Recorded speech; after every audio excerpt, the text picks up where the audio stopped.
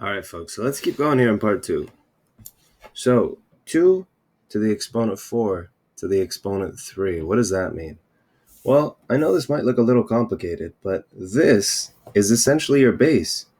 And what this entire power is telling you is take your base and multiply it by itself 3 times. Now, thank goodness, thank the heavens that we learned our exponent laws. Because what does this actually say? I got the same base, and they're all multiplying. So what do? Keep my base, add my exponents.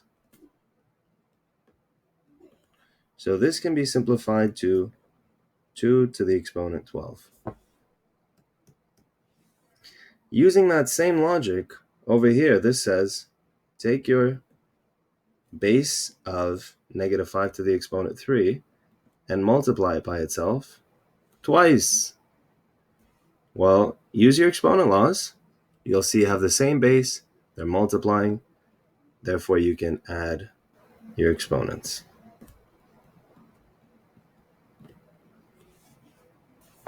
So this simplifies to negative 5 to the exponent 6.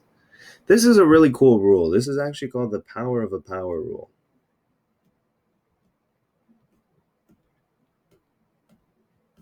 And this rule states that when you have a power inside and it acts as another power, and what I mean by that is, remember, this is a power. It's got your two terms, your base and your exponent. Let's say you got another exponent outside the brackets. What you can actually do is you can take your two exponents and multiply them together, and that'll tell you the exponent you should have if you simplify. So keep your base the same, and you actually multiply your exponents when you have a power of a power. And just to show you, it also worked for this one. You take your exponents, multiply them together, and keep your base. So let's do some questions where we actually apply this. For this first one here, keep your base the same and multiply your exponents. For this next one here, keep your base the same and multiply your exponents. Same thing for this one. Base stays the same and you multiply your exponents. Now, for these next three, this is kind of where it gets interesting. So what is my base for this one? Well, it's actually only x squared. 5 isn't part of it. So I keep my base the same and I multiply my exponents, but then I also have a 5 in front, so I have to make sure that I remember to put that there because my 5 doesn't magically disappear. I carry it forward. So my answer for this one should actually be 5 times x to the exponent 6. For this next one, you have a couple things going on. You have a power of a power situation up top, and then you have your division rule down here at the bottom. So what I would do is I would do the power of a power rule first.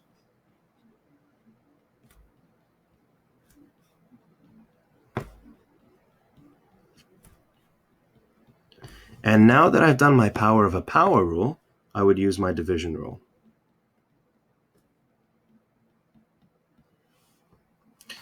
I'm actually kind of cramped on space, or I will be for the next problem. So I'm just going to move my work up there, and I'll show that I've moved it with an arrow. For this next one, you got to ask yourself, what is your base? And in this case, your base is 2 to the x. See how your 2 is actually inside the brackets here? It's different than example D, where 5 was outside of the brackets. So, what does that mean? Well, that means you got to use the power of a power rule on everything that's inside here.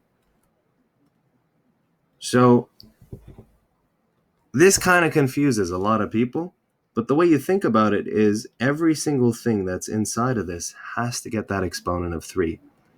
So what I actually have is 2 to the exponent 1, x to the exponent 1, and if I do the power of a power, each one of these guys has to get that power of 3.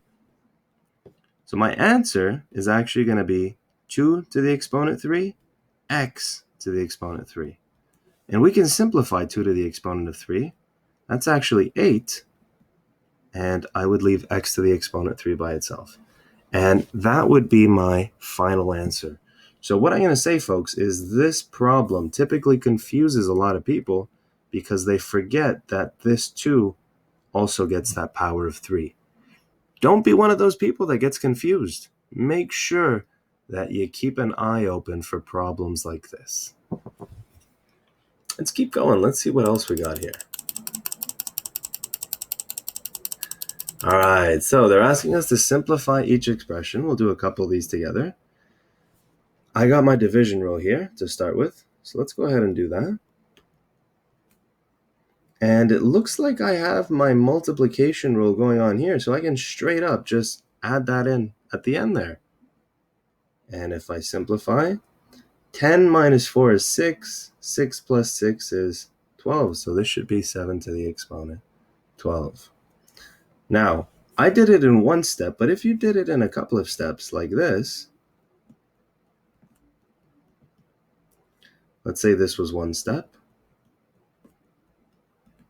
you simplified, and then you did your multiplication rule,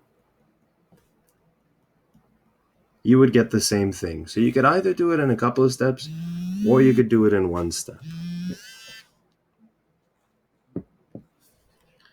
All right. I have solutions posted for these on Classroom, so I think I'll leave it for you guys to try some of these. I'll do one example from here. Let's do this one, and then I think I'll call it a day there, guys. So let's have a look at this one. Let's start inside of my bracket. So I got multiplication going on between all of these terms. Now, one thing you're going to learn is that order doesn't matter with multiplication. If I have 5 times 2 times 2, that's equal to 20. If I have 2 times 5 times 2, that's also equal to 20. So the order in which I multiply things makes no difference to my final answer. So I'm going to change the order of things inside of this bracket. I'm going to do 2 times 2 times 3 times x times y squared times z squared. I'm going to do some simplifying. 2 times 2 is 4, times 3 is 12, and I can't simplify any of these guys. So remember, I can't use my exponent laws unless they have the same base, and none of these guys have the same base. Now at this point, what I can do is I can use my power of a power law. I have to make sure that every one of these guys inside of my brackets gets this power. So this will be 12 to the power of 1 times 2 times x to the power of 1 times 2 times y to the power of 2 times 2 times z to the power of 2 times 2. I can do some simplifying. So 1 times 2 here is going to be 2. 1 times 2 for the x is going to be 2. Y is going to have 4, and z will also have an exponent of 4. And I could leave my answer like that. That's good enough for me. So try the ones that I didn't try now. And then what I want you to do is I want you to check the filled in notes on Classroom, and I want you to see if you've done it correctly. Best of luck. I know you can do it.